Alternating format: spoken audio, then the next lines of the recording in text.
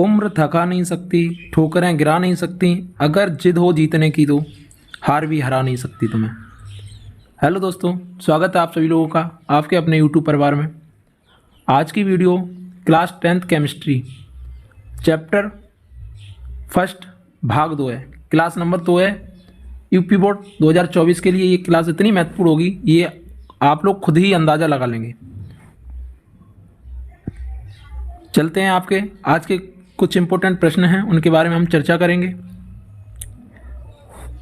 जैसे पहला ही है बेटा आपका, रासायनिक परिवर्तन कैसे होते हैं। ठीक है, जो केमिकल चेंजेज होते हैं जिन्हें हम रासायनिक परिवर्तन को बोलते हैं केमिकल चेंजेज। ठीक है, केमिकल चेंजेज होते हैं। कोई पूछे जो रासायनिक परिवर्तन है वो कैसे पहचाने या कैसे होते हैं। ठीक है, एक तो होता पहला अवस्था में परिवर्तन। ठीक है, जो उसकी अवस्था होती है अगर उसमें कोई बदलाव आ रहा है तो वहाँ रासायनिक परिवर्तन होगा। ठीक है, अगला पॉइंट है आपका यहाँ पर जलना या जलाना। ठीक है, अगर कोई चीज़ जल रही है या जला रहे हैं हम तो उसमें पता लग जाएगा ये केमिकल है या फिजिकल चेंज है। ठीक है, अगला है आपका तीसरा है गैसों का निकलना या गैस जो निकली, जैसे हम कोई पदार्थ सब्सटेंस को जलाते हैं, जलाते टाइम उसमें गैस निकलती है तो उससे भी हम पता लगा लेंगे ये रासायनिक परिवर्तन है। ठीक है, अगला है रंग बदलना, रंग में बदलना। ठीक है, अगर रंग में बदलाव आ रहा है, चेंजमेंट आ रहा है तो हम वहाँ क्या करेंगे, वहाँ भी रासायनिक।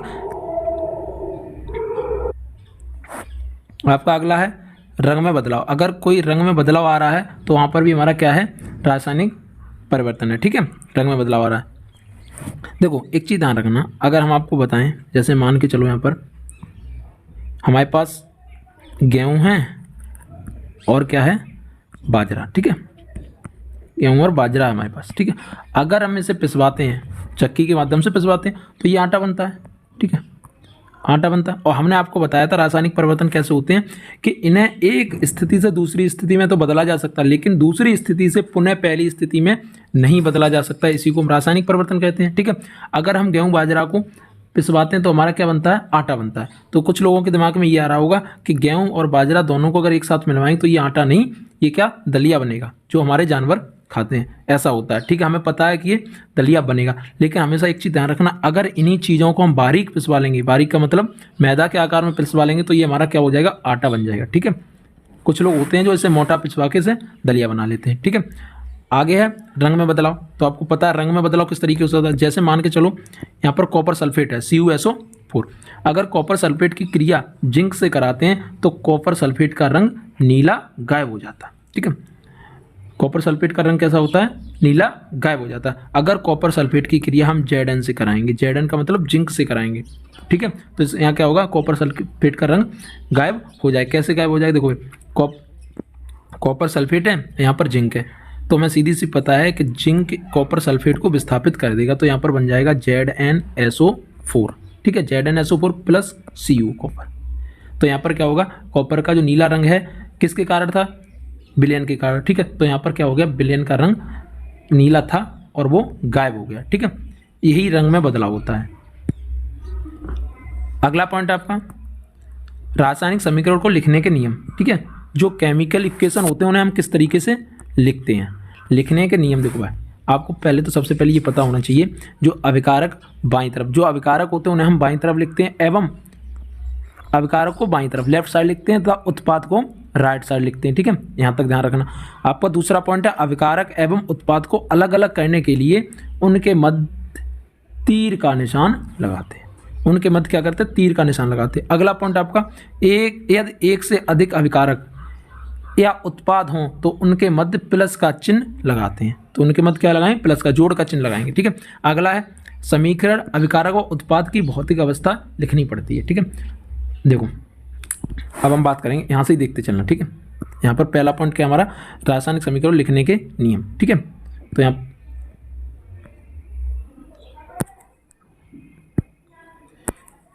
Rules of chemical equation. ठीक है, रूल्स ऑफ केमिकल इक्वेशंस।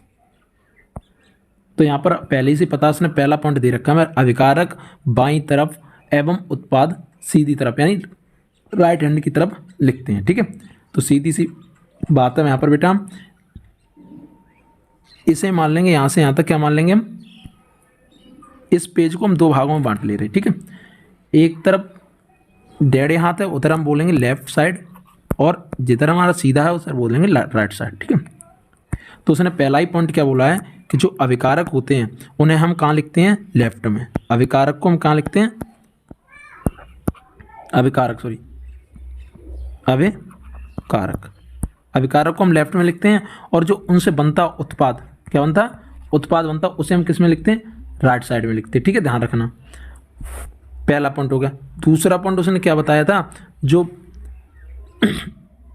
अभिकारक और उत्पाद के बीच में हम किसका चिन्ह लगाते हैं, तीर का चिन्ह लगाते हैं। दूसरा पॉइंट ये हो गया। पहला पॉइंट अभिकारक लेफ्ट की तरफ और उत्पाद राइट की तरफ लिखते हैं, ठीक है, और उनके बीच में क्या लगाते हैं, एक तीर का चिन्ह लगाते हैं। तो सीधी सी बात हो गई, तीर के लेफ्ट साइड में तो हम अभिकारक लिखेंगे, लेकिन तीर के राइट साइड में हम क्या लिखेंगे, उत्पाद लिखेंगे, ठीक है। 2 पॉइंट ये हो गए।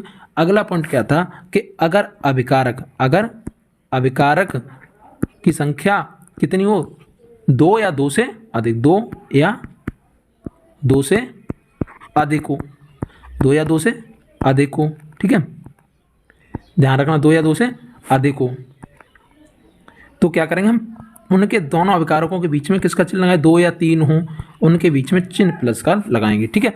या ऐसे ही उत्पादों की संख्या 2 हो, 3 हो, 4 हो, 5 हो, 6 हो, कितनी भी बन रही, तो उनके बीच में हम क्या करेंगे कि सबके बीच में प्लस का चिन्ह लगाएंगे, ठीक है, ध्यान रखना।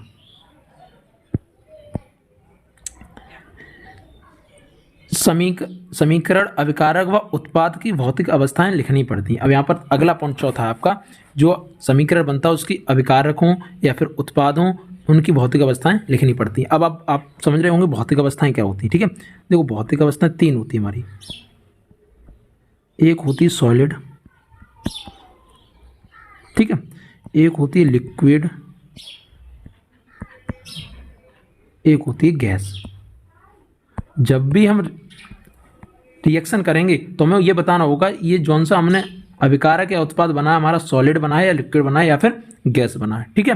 यही भौतिक अवस्थाएं होती हैं। सॉलिड माना होता है ठोस, लिक्विड माना होता है द्रव, और गैस माने गैस होती है, ठीक है। चलिए अगले प्रश्न पर।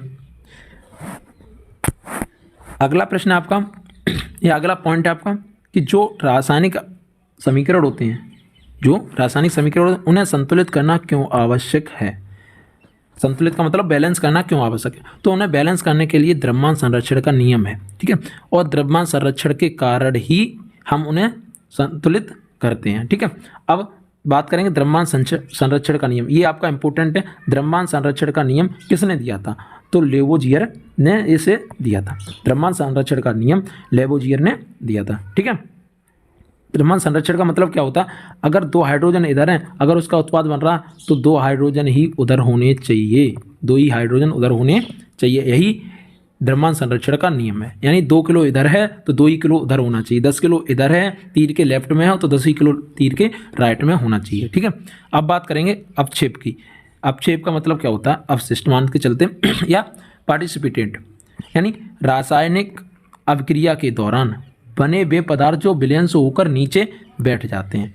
यानी जो पदार्थ, जैसे हमने किसी विलयन में हमने किसी का विलयन बनाया, जैसे पानी में किसी पदार्थ को डाला, उसका विलयन बनाया, और विलयन बनाने के बाद क्या हुआ कि उसके जो कण थे, उसके जो पार्टिकल्स थे, वो धीरे धीरे नीचे जमने लगे, बैठने लगे। उन्हीं को हम क्या कहेंगे, अवक्षेप कहेंगे, ठीक है, ध्यान रखना, अवक्षेप कहेंगे। जैसे मान के चलो हमने एक बीकर ले लिया, ठीक है, एक बीकर में हमने पानी भर लिया, भर लिया पानी, और उसमें क्या किया हमने, आप लोगों को घर में कलई होती है, हमने उसी कलई को यहाँ पर डाल दिया, ठीक है। तो कलई को हमने खूब गोला, ठीक है, खूब जितना हो सका उतना गोला, तो जैसा रंग था वैसी कलई होगी। लेकिन हमने कुछ देर बाद हमने क्या देखा कि वो कलई में जो कलई थी वो नीचे यहाँ पर बैठ गई। इसी बीकर में क्या हुआ, पानी तो ऊपर रह गया, लेकिन यहाँ तक पानी रह गया, लेकिन कलई क्या हुई, यहाँ पर जम गई, ठीक है, यहाँ पर क्या हुआ, कलई जम गया। तो उसी को हम अवक्षेप कहते हैं, ठीक है, ध्यान रखना।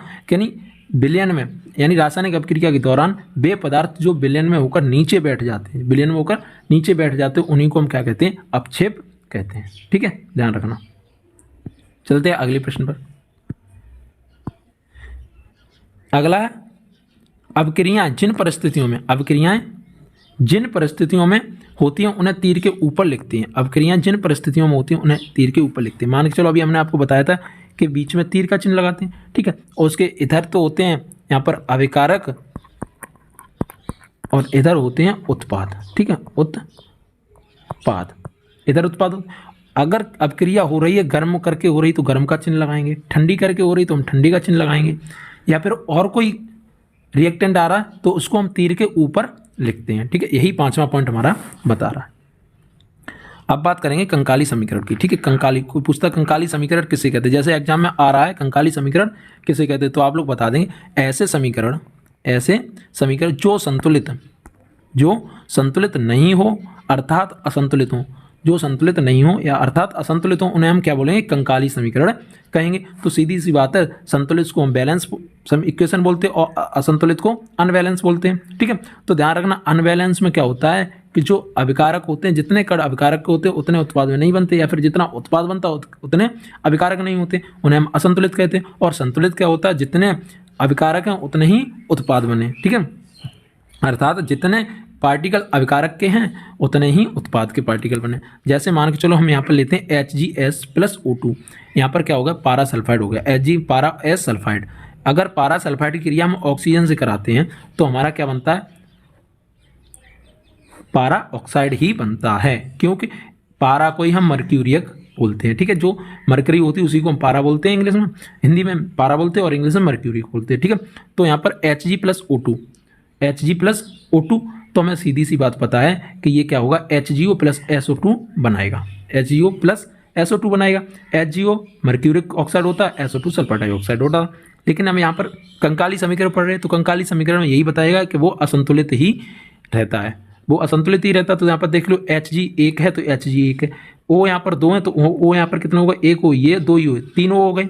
O की संख्या कितनी हो गई, 3, लेकिन S एक ही है, S एक ही है, इधर भी एक है इधर भी एक है, तो हमारा जो O है उसकी संख्या 3 हो गई, तो ये कैसा हो गया, असंतुलित हो गया। तो इसी को हम बोलेंगे कंकाली समीकरण, यानी ऐसे समीकरण जो संतुलित न हो अर्थात असंतुलित हो उन्हीं को हम कंकाली समीकरण बोलते हैं। ठीक है, अब चलते हैं अगले प्रश्न पर। आपका अगला प्रश्न है संयोजन अवक्रिया किसे बोलते हैं। संयोजन का मतलब होता है एडिशन रिएक्शन। एडिशन का मतलब आप लोग जानते हैं जोड़ होता है। ठीक है, एडिशन का मतलब जोड़ होता है, तो जोड़ वाली अवक्रिया किसे कहते हैं, तो जब 2 या 2 से अधिक यहाँ पर होगा अभिकारक। ठीक है, 2 या 2 से अधिक अभिकारक सहयोग करके एक कल उत्पाद का निर्माण करते हैं, यानी एक उत्पाद का निर्माण करते हैं, तो उस अवक्रिया को संयोजन अवक्रिया कहते हैं। यानी जब 2 या 2 से अधिक अभिकारक संयोग करके, संयोग का मतलब जोड़ करके, हम एक दूसरे संयोग कर लेते जुड़ जाते हैं तो उसी को हम संयोग बोलते हैं। एकल उत्पाद का निर्माण करते हैं तो उस अवक्रिया को हम संयोजन अवक्रिया कहते हैं। जैसे A और B को जोड़ेंगे तो A भी हमारा एक उत्पाद बनेगा, एक अभिकारक प्लस एक अभिकारक, यानी 2 या 2 से अधिक संयोग। तो 2 अभिकारक हो गए, 2 अभिकारक को अगर जोड़ेंगे तो हमारा कि एक AB यानी एक अभिकारक वो उत्पाद बन गया। ठीक है, जैसे मान के चलो Mg+O2, हमने पहले ही बताया था Mg+O2 क्रिया कराएंगे तो Mg मैग्नीशियम ऑक्साइड बनेगा। लेकिन सीधी सी बात है कि यहाँ पर ऑक्सीजन O2 है, 4 नेगेटिव हो गए, इस पर 2 पॉजिटिव होते हैं, तो इसे हमें क्या करना पड़ेगा, 2 से गुणा करना पड़ेगा। अगर गुणा हम आगे करेंगे तभी पूरे में गुणा होगा, अगर पीछे कर देंगे तो Mg2 हो जाता है, यहाँ पर M एक ही रहता। ठीक है, तो इसी में 2 पॉजिटिव Mg पर होते हैं तो 2 और आ गए Mg, एक Mg और आ गया तो क्या हो गया हमारा, 4 पॉजिटिव हो गए। तो 4 पॉजिटिव 4 नेगेटिव वो लेके चले जाएंगे तो 2 MgO बन जाएगा। ठीक है, ऐसे ही जैसे दूध और नींबू, यानी अगर दूध में हम नींबू को डालते तो हमारा पनीर बन जाता है। सीधी सी बात है, जब पनीर बनेगा तो दूध और नींबू मिलकर ही तो पनीर बना रहे, एक ही उत्पाद बना रहे। ठीक है, तो ये हो गया। अगला है, अगर हाइड्रोजन गैस की क्रिया ऑक्सीजन के साथ कराएंगे तो हमारा क्या बन जाएगा, H2O पानी बन जाएगा। और कार्बन की क्रिया अगर ऑक्सीजन के साथ बनाएंगे तो कार्बन डाइऑक्साइड बन जाएगा। सल्फर की क्रिया अगर ऑक्सीजन के साथ कराएंगे तो सल्फर डाइऑक्साइड बन जाएगा। ठीक है, डाई का मतलब 2, ध्यान रखना। चलते हैं अगले प्रश्न पर। एक चीज़ हमेशा ध्यान रखना, जो साइकोलॉजी होती है वो कहती है यदि आप प्रॉब्लम पे फोकस करेंगे, यदि आप प्रॉब्लम देखेंगे तो आपके पास और प्रॉब्लम होंगे, तो आपके पास और अधिक प्रॉब्लम आ जाएंगे। यदि आप सॉल्यूशन पर फोकस करेंगे तो आपके पास बहुत से तरीके होंगे प्रॉब्लम सॉल्व करने के। हमेशा ध्यान रखना पॉजिटिविटी को ही देखें, पॉजिटिव लेके ही हम चलेंगे, पॉजिटिव लेके चलेंगे, नेगेटिव को हम यहीं छोड़ देंगे। ठीक है, नेगेटिव को छोड़ देंगे, पॉजिटिव हम यहाँ पर पकड़ लेंगे। ठीक है, अब बात करेंगे अपघटन अवक्रिया की। अपघटन का मतलब होता है डीकम्पोजिशन रिसेंट। ठीक है, डीकम्पोजिशन का मतलब आपने अपघटन तो सुना होगा, जैसे कोई जानवर मर जाता है, मरने के बाद वो सड़ गल के खत्म हो जाता है, उसी को हम डिकम्पोजिशन कहते हैं। ठीक है, आप देखते हैं इसमें जब कोई एक पदार्थ बाहरी प्रभाव के कारण, बाहरी मतलब दूर के प्रभाव के कारण और दो या दो से अधिक पदार्थों का निर्माण करता है तो वह अवक्रिया अपघटन अवक्रिया कहलाती है। तो वह क्या कहलाती है? अपघटन अवक्रिया कहलाती है। ध्यान रखना, जब कोई एक बाहरी पदार्थ के कारण, एक बाहरी प्रभाव के कारण, ठीक है, दूर जाता है तो दो या दो से अधिक पदार्थ का निर्माण करता, वह अवक्रिया अपघटन अवक्रिया कहलाती है। जैसे हाइड्रोजन और ऑक्सीजन के मिलने से हाइड्रोजन ऑक्साइड जल बनता है। ठीक है, तो जल को जब हम जो बाहरी प्रभाव होता है उसके द्वारा अलग करेंगे तो ये हमारा किस में बदल जाएगा? एक तो बदल जाएगा हाइड्रोजन में और एक बदल जाएगा ऑक्सीजन में, ये टूट जाएंगे बंद इनके। तो वह अवक्रिया प्रकाश ऊर्जा या ताप द्वारा होती है। अवक्रिया किसके द्वारा होती है?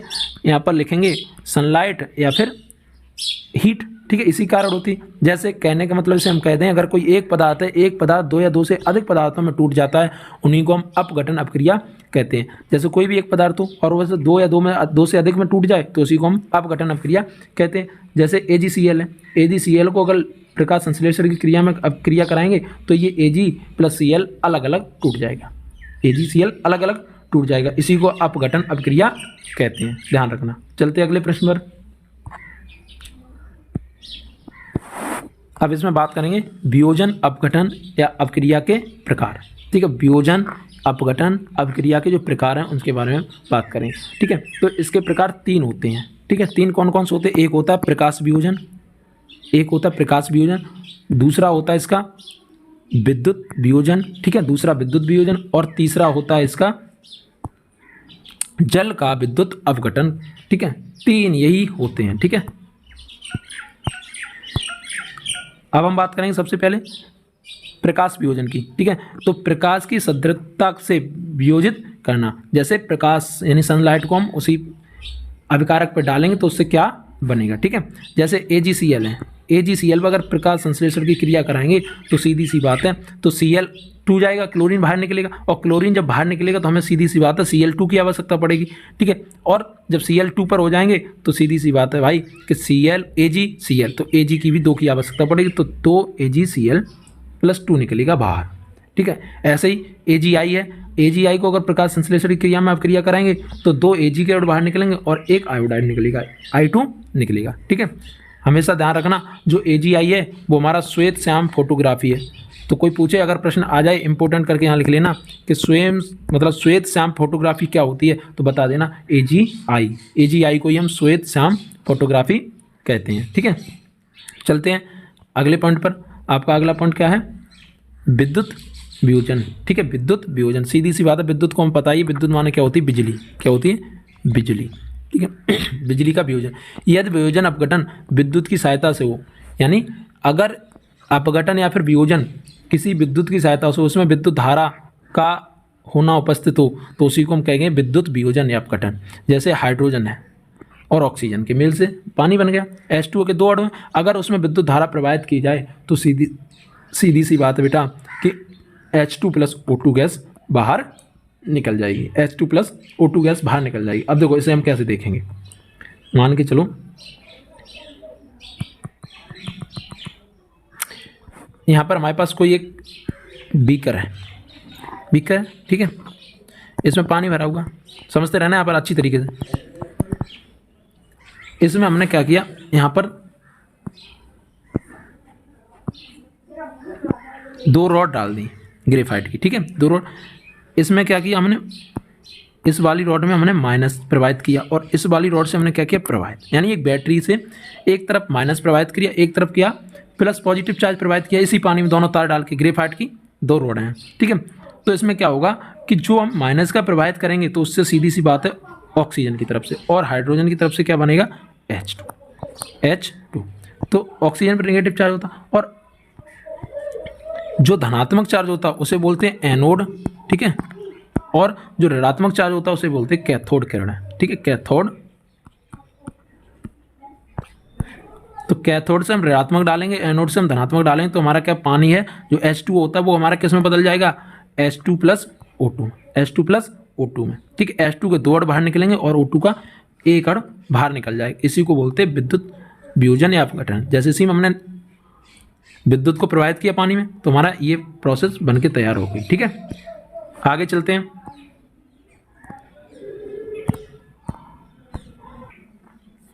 जैसे हमने जो आपको बताया था जल का विद्युत, ठीक है, विद्युतीकरण। तो जल के विद्युत अपघटन में किसी पात्र में जल लेकर उसे बैटरी एवं ग्रेफाइट की इलेक्ट्रोड से जोड़ते हैं। यानी किसी भी पात्र में अगर जल ले लें और जल के बाद उसे बैटरी को ग्रेफाइट और इलेक्ट्रोड से जोड़ते हैं। परिपथ को पूरा होने में, परिपथ को यहाँ पर बेटा क्या पूरा होने में उसे विद्युत धारा प्रवाहित करवाते हैं और जिससे जल का विद्युत अपघटन होने लगता है एवं हमें H2+ O2 गैस प्राप्त होती है, ठीक है। जो प्रोसेस हमने आपको बताई थी वही प्रोसेस इसे डिटेल में लिखकर बता दी। ऑक्सीजन गैस एनोड पर और हाइड्रोजन गैस कैथोड पर प्राप्त होती है। जो ऑक्सीजन गैस होती है वो एनोड पर प्राप्त होगी और हाइड्रोजन गैस किस पर होगी, कैथोड पर प्राप्त होगी, ठीक है। हमेशा एक बात ध्यान रखना, क्या है, जो वक्त होता ना, वक्त तू कितना भी परेशान कर ले मुझे, लेकिन याद रख किसी मोड़ पर हम भी बदल देंगे तुझे। हमेशा ध्यान रखना, अगर वक्त तुम्हें कितना भी परेशान कर रहा हो तो हमेशा एक चीज़ ध्यान रखना कि हम वक्त को बदलने की ताकत रखते हैं, कहीं ना कहीं हम इसे बदलेंगे, ठीक है। अब आगे देखते हैं। बैटरी का धन निशान जिस इलेक्ट्रोड से जोड़ते हैं उसे एनोड कहते हैं। धन वाले को हम क्या कहते हैं, एनोड कहते हैं। और बैटरी का ऋण सिरा जिस इलेक्ट्रॉन से जोड़ते हैं उसे हम क्या बोलते हैं, कैथोड कहते हैं।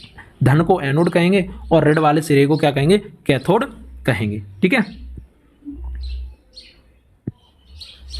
आगे देखते हैं तापी ऊष्मीय वियोजन। अगला से जो सब तीसरा है वो क्या है, तापी ऊष्मीय वियोजन। यानी जिसमें ताप ऊष्मा का उपयोग करके वियोजन किया जाता है उसी को हम क्या कहते हैं, तापीय ऊष्मीय वियोजन। यानी जिसमें ताप और ऊष्मा का उपयोग, ताप और ऊष्मा दोनों का उपयोग किया जाता है उसी को हम तापी वियोजन या फिर ऊष्मीय वियोजन कहते हैं। जैसे CaCO3, ठीक है, CaCO3, अगर CaCO3 को अगर हीट करें, ठीक है, तो इसमें क्या बन जाएगा, Ca+CO2। अब CO को बोलते हैं कैल्शियम ऑक्साइड और CO को कार्बन डाइऑक्साइड, CO2 को कार्बन डाइऑक्साइड बोलते हैं। और Cas जो CO3 होता है उसे बोलते हैं कैल्शियम कार्बोनेट। CO3 को कार्बोनेट बोलते हैं और Ca को कैल्शियम बोलते हैं, ठीक है। जब कैल्शियम कार्बोनेट को गर्म करेंगे तो हमारी क्या, CaO calcium oxide plus CO2 का निर्माण होगा। अगला पॉइंट आपका क्या है कि अगर हम लेड को NO3 का उल्टा यानी लेड नाइट्रेट को गर्म करते हैं, हीट करते हैं, तो हमारा क्या बनता है, lead oxide plus oxygen plus NO2, जिसे टॉक्सिक बोलते हैं। लेड ऑक्साइड, ठीक है, और ऑक्सीजन और टॉक्सिक बनता है। किससे बनता है कि लेड नाइट्रेट की क्रिया जब भी कराते हैं, ठीक है,